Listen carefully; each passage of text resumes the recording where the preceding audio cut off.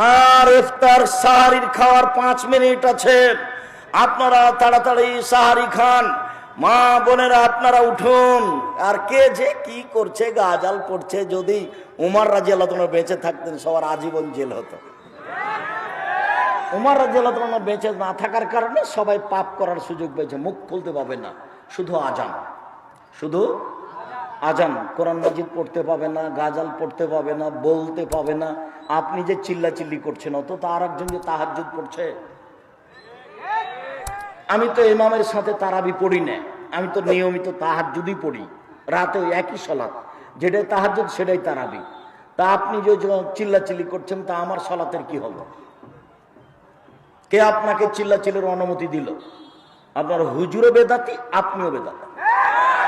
পুরো রমজানটা বেদাত দিয়ে ঘেরে রেখেছেন। কিসের ইবাদত খামাখা? আপনার খাওয়ার না খাওয়া দুটাই সমান।